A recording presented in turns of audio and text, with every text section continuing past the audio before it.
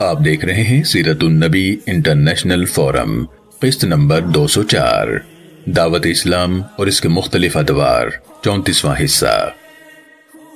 مزید آگے بڑھنے سے قبل سیرت النبی انٹرنیشنل فورم کے چینل کو سبسکرائب کر لیجئے اور بیل آئیکن کو ہلکا سا ٹچ کر دیجئے تاکہ آپ کو آنے والی ہماری ہر نئی ویڈیو کی بر وقت اطلاع مل سکے۔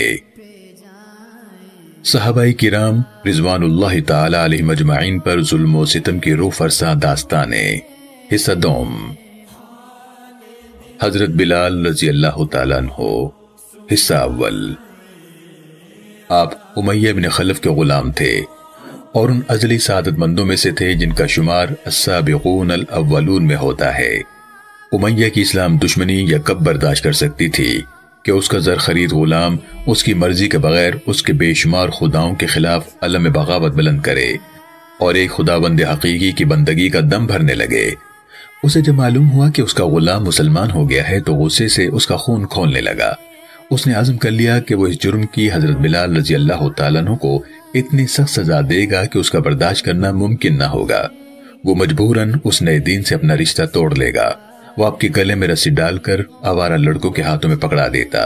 وہ ان کا تمسخر اڑاتے، مذاق کرتے، مکے کی گھاٹیوں میں لے کر انہیں گھومتے اور گلیوں میں انہیں گھسیٹتے، لیکن میں خانہ وحدت کا یہ مستانہ کیف و مستی میں کھویا رہتا اور احد احد کے نعرے لگا کر کفر و شرک کے حواریوں کا منہ چڑھاتا رہتا۔ وہ بے شعور بچے رسی کو زور سے کھینچتے کہ ان کی گردن پر گہری خراشیں پڑ جاتی اور خون بہنے لگتا۔ حضرت حسان رضی اللہ تعالیٰ عنہ فرماتے ہیں کہ میں اسلام قبول کرنے سے پہلے حج کرنے کے لیے مکے آیا۔ میں نے حضرت بلال رضی اللہ تعالیٰ عنہ کو دیکھا کہ ان کے گلے میں ایک لمبی رسی تھی جسے بچوں نے پکڑا ہوا تھا اور وہ اسے کھینچ رہے تھے، اور حضرت بلال رضی اللہ تعالیٰ عنہ کہہ رہے تھے احد احد انکفر باللات والعزى وہبل ونائلہ، وہ یکتا ہے، میں لات، عزا، حبل اور نائلہ کی خدائی کا انکار کرتا ہوں۔ امیہ کا دوسرا انداز تعذیب یہ تھا کہ پہلے وہ آپ کو بھوکا اور پیاسا رکھتا تھا، پھر دوپہر کے وقت جب دھوپ خوب چمک رہی ہوتی اور ریتلی زمین تانبے کی طرح تپ رہی ہوتی تو وہ آپ کو اس پر لٹا دیتا، پھر بھاری بھرکم پتھر آپ کی چھاتی پر رکھ دیتا اور کہتا یا تم محمد کا دین چھوڑ دو اور لات و عزا کی عبادت کرو، یا تم اسی طرح تڑپتے رہو گے یہاں تک کہ تمہارا دم نکل جائے۔ آپ نیم مدہوشی کے عالم میں یہی جواب دیتے احد احد انا لا اشرک باللہ شیئا انا کافر باللات والعزى، وہ یکتا ہے، میں اللہ کے ساتھ کسی کو شریک نہیں ٹھہراتا، میں لات اور عزا کا انکار کرتا ہوں۔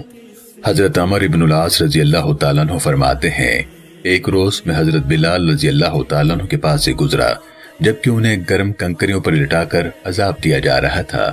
وہ کنکریاں اتنی شدید گرم تھی کہ اگر گوشت کا ٹکڑا بھی ان پر رکھ دیا جاتا تو ان کی حرارت سے پک جاتا۔ اس کے باوجود وہ کہہ رہے تھے انا کافر باللات والعزى، میں لات و عزا کو نہیں مانتا، میں ان کی خدائی کا انکار کرتا ہوں۔ امیہ یہ سن کر اور غضبناک ہو جاتا اور انہیں مزید ستانے لگتا، ان کے گلے کو زور سے دباتا یہاں تک کہ وہ بے ہوش ہو جاتے۔ حضرت بلال رضی اللہ تعالیٰ عنہ جب شدت عذاب میں احد احد کے نعرے لگاتے تو کافر ان کو تلقین کرتے کہ اس اذیت سے بچنے کی ایک ہی صورت ہے کہ تم یہ کفریہ جملے کہو۔ آپ فرماتے میری زبان ان کو بولنے سے قاصر ہے، میں معذور ہوں۔ ایک روایت میں ہے کہ حضرت بلال رضی اللہ تعالیٰ عنہ عبداللہ ابن جدعان کے غلاموں میں سے تھے اور مکے کے گرد و نواح میں اس کی بکریاں چرایا کرتے تھے۔ جب انہیں اسلام کی دعوت پہنچی تو انہوں نے بلا تردد اسے قبول کر لیا، لیکن اس کو ظاہر ہونے نہیں دیا۔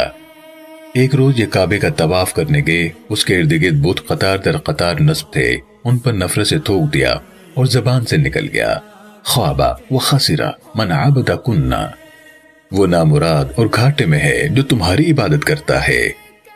قریش نے ان کی حرکت دیکھ لی اور ان کے مالک عبداللہ بن جدعان سے ان کی شکایت کی۔ اس نے حضرت بلال رضی اللہ تعالیٰ عنہ کو امیہ بن خلف کے حوالے کر دیا تاکہ وہ ان کی خوب مرمت کرے اور یہ نئے مذہب کو چھوڑنے پر مجبور ہو جائے۔ وہ سنگ دل اس مسکین کو عذاب دینے کے نئے طریقے اختیار کرتا اور اپنے دل کی بھڑاس نکالتا۔ ایک روز سرور دو عالم صلی اللہ علیہ وسلم کا ادھر سے گزر ہوا جہاں انہیں عذاب دیا جا رہا تھا، اور یہ کیف و مستی سے سرشار نیم مدہوشی کے عالم میں احدن احدن کے نعرے بلند کر رہے تھے۔ اس رحمت مجسم صلی اللہ علیہ وسلم نے اتنے ستم جھیلنے والے غلام کو یہ مجدہ سنا کر مطمئن کیا، سینجیک احدن احدن، کہ جس وحدہ لا شریک کے تم نعرے لگا رہے ہو وہی اس عذاب علیم سے تمہیں نجات دے گا۔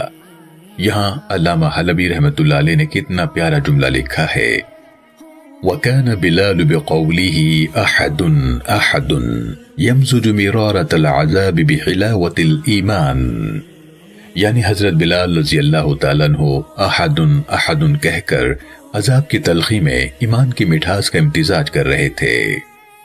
محترم سامعین و ناظرین کرام، اللہ رب العالمین قرآن مجید فرقان حمید میں ارشاد فرماتا ہے، ما کان محمد ابا احد من رجالکم ولكن رسول اللہ وخاتم النبیین وکان اللہ بکل شیء علیما، یعنی محمد صلی اللہ علیہ وسلم تمہارے مردوں میں سے کسی کے باپ نہیں ہے، لیکن وہ اللہ کے رسول ہیں اور سب انبیاء کے آخر میں یعنی سلسلہ نبوت کو ختم کرنے والے ہیں، اور اللہ ہر چیز کا خوب علم رکھنے والا ہے۔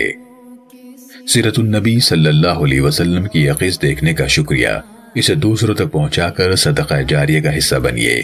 ہم کسی بھی قسم کی غلطی کے لیے معذرت خواہ ہیں اور معتبر دلیل کی بنیاد پر اصلاح کے لیے شکر گزار ہوں گے اور آپ کی پرخلوص دعاؤں کے طلبکار ہیں۔